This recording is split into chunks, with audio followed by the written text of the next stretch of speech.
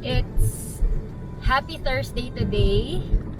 And PT-related vlog pa rin kasi I'm on my way to PhilMedical Expo sa SMX sa MOA. So, pero ang purpose ko talaga doon is bukod doon sa expo, meron kasing nutrition seminar na attend ako. So, hopefully marami tayong mapulot pa, matutunan doon. So, more on sports related nutrition, ganyan. Okay? So, yan yung ating pupuntahan. Plus, since may expo, may mga exhibitors doon na nagtitinda ng mga medical supplies and everything. So, tingnan ko kung may makikita, may mabibili. Pero, kung wala, that's fine. Let's just enjoy the experience. Okay? And, siguro I'll try kung kaya kong mag-vlog in public. Kaya ko yan. Oh, ako lang mag-isa today, so kayanin natin yan. Sige. So, ano muna ako? Drive muna ako kasi medyo malayo-layo pa. Time check, 6:30. Anong oras kaya ako makakarating doon? Sana hindi masyadong traffic. Let's go.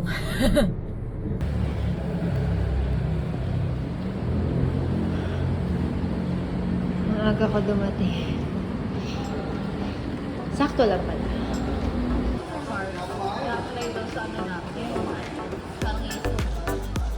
Si Ma'am Olga.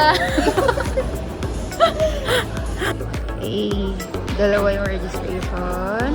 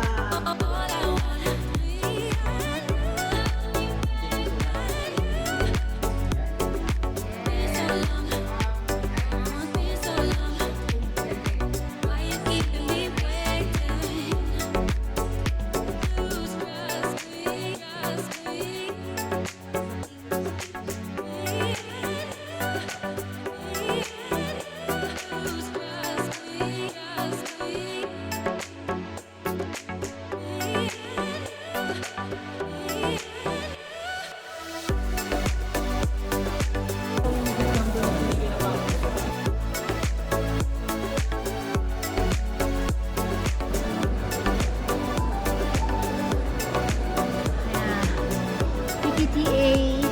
Hello.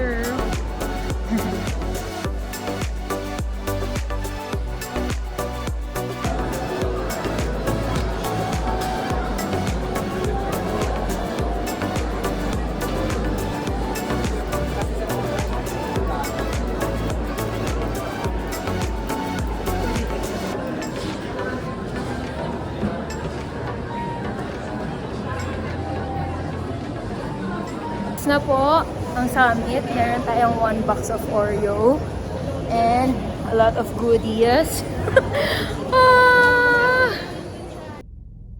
Time check, it's 7:59. Oh, muntikan na maging 8 p.m.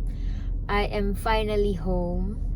Hindi ako masyadong nakagala dun sa expo kasi walang masyado, and yun dun sa pinuntahan ko, bibili sana ako ng quad gain pero unfortunately, not available dun sa booth na pinuntahan ko. So, wala talaga ako nabili. Even, plano ko nga kahit mga bandages kung may discounted price na wholesale. Pero, wala masyado. So, more on, ano lang talaga sila, supplier. Recap for the day. Siguro, sobrang full pack nung summit. Kaya masaya siyang attenan. And sabi nga nila, may next year pa. So, hopefully, maka-attend ulit ako. And the best one is daming freebies. Nandun sa likod yung freebies. The lessons lang. Number 1, pumunta ng maaga. Ay, actually, maaga naman ako nakarating. Kaya lang lumabas pa ako, bumili pa ako ng breakfast. Kasi yung hall is lengthwise. So, medyo maliit yung screen. So, medyo nandun na kami sa likod. Pero, good thing kasi dun sa likod, doon yung kuhanan ng mga freebies and food. So, mas madali kami nakakuha. And then, ano pa ba? Nakakangalay lang maghapong nakaupo.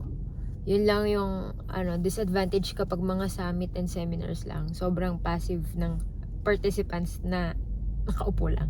Kasi mas maganda pag workshops, yun yung may mga activities na itatry mo talaga, no? And then, ano pa ba? Ang daming food pala. Ito, may Sharon kasi hindi ko na naubos. Pero, overall, ang saya-saya niya. And, ayun, very fruitful day. May laban ulit tayo bukas. Let's go! Bye!